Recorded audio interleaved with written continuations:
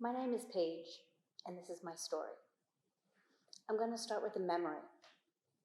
Memory of being 4 or 5 years old, visiting my grandparents at the Jersey Shore, sitting crisscross on the floor between my father's legs, tan from being on the beach all day, and before me is the empty penny jar that my grandmother kept on the counter, and we played penny poker at night. The pennies were strewn all over the floor. Some were shiny, some were dim and dingy, and some were black. And I made shapes, I drew lines, and I counted them, piled them, pushed them to the side over and over again. I'm often asked what my story is, and it is about a journey. It's a journey from that little girl sitting crisscross on the floor between her daddy's legs, watching old movies, singing along with musicals, dancing across the brick floor in my kitchen, driving my parents nuts, drawing on just about anything I could get my hands on. And I knew that I wanted to be an artist. I grew up in a house full of music. My parents were not artists or musicians, but there was a love of music, and classical music, jazz, ragtime, and folk filled the walls on weekends and during my parents' parties.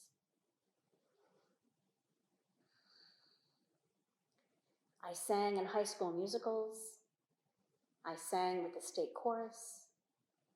I painted. I quit math and science in my sophomore year at high school, and my father said, "You cannot spend the rest of your days in chorus and the art room." And I said, "Of course not." So I marched on down to shop, and I took architectural drawing and floor plan. It was another extension of geometry. And again, I knew my path was to be an artist. And I applied and went to art school, and I thought the world was my oyster. And then in my sophomore year, a professor told me in painting class that I couldn't paint and I didn't know color. And the rest of my work while I was at art school became black and white. I drew, took pen and ink, scratch board, and my world became smaller.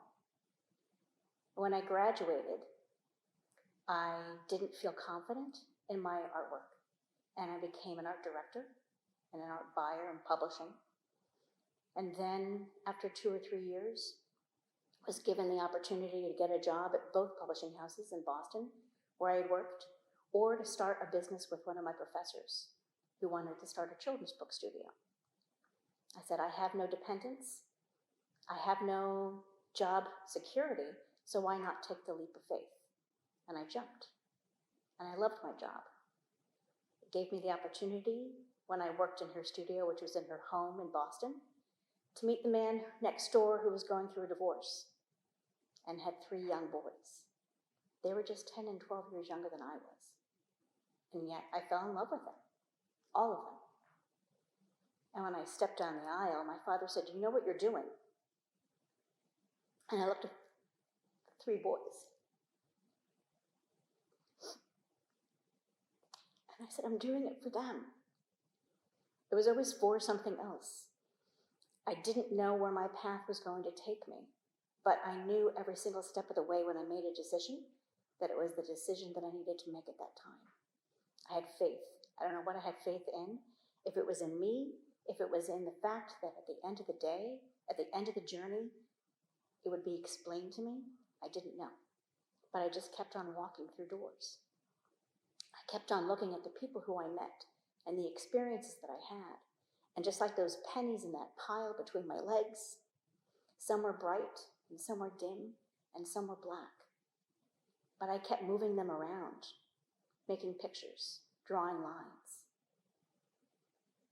I moved from our home, married with a little boy of our own, to Connecticut, and became a stay-at-home mom. And I started doing my own artwork. I illustrated children's books and became a PTA mom, became involved in the community that I lived, in entertainment. We had a clubhouse, so I helped book events. With my PTA work, I booked cultural events for the schools, for my kids. I actually taught a year of art with no teaching background. Again, they were just things that fell into my lap, things that caught my eye,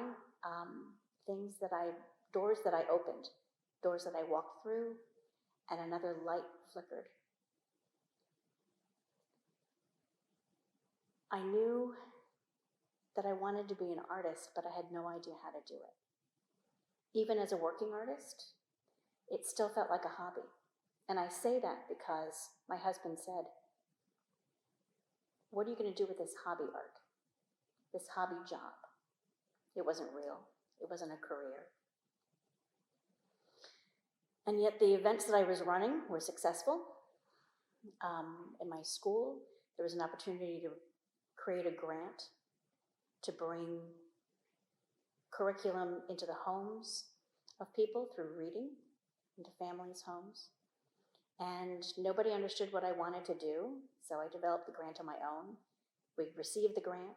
The event came off very successful. And I moved on. I got divorced.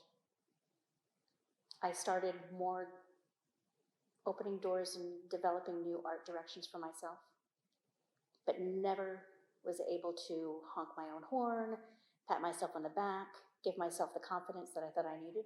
In the back of my mind, it was still a hobby. But again, I met people in my community. I had become friends with teachers, with administrators, with the shop owners when I took walks downtown. And again, there were just lights in my life. Shiny pennies. Some of them dim, some of them black, some of them bright and shiny. And then finally, I was given the opportunity to volunteer for the Milford Arts Council. And I did that, and I walked through the doors, and I felt at home. It was dingy around the corners. Certainly wasn't a bright penny, but I saw potential. And in that opening of a door, the lights started flickering. People who I met, I reconnected with. Events that I had planned, I helped develop into programming. And when the opportunity came, I applied to become the executive director. No background, no degree. Again, it was just the path and where it had led me. It was the connection of all those bright lights. And I like to say that your path leads you into those collection of lights. The brightness, the dimness, the black holes, but they all come together. They're all interwoven, and together it creates your own personal constellation and how you fit into the galaxy, the universe, and into everybody else's constellations. Your path is there. You have to be brave enough to walk through the door, to open the door, and to start connecting the dots. Connecting dots, connecting people, connecting activities, connecting energies, it's what I love. And the connection that we have all together in the universe is so important. It is about love. It is about friendship. It is about family, and family is what you make it. It's not necessarily blood. And together, the story of women, this exhibit from women from around the country, and the group of women who have shared their stories in these videos have been brought together by those lights, by the lights and experiences that I've had. It is a sisterhood. It is a motherhood. It's an energy. It is light. And it is love. And it is wonderful to finally be able to feel that my path isn't coming to an end. It's a continuation. Your path, your journey is not about the end. It is about the continuation. And together, through thick and thin, We are all here for each other, for humanity, and for love. And for that, I'm thankful.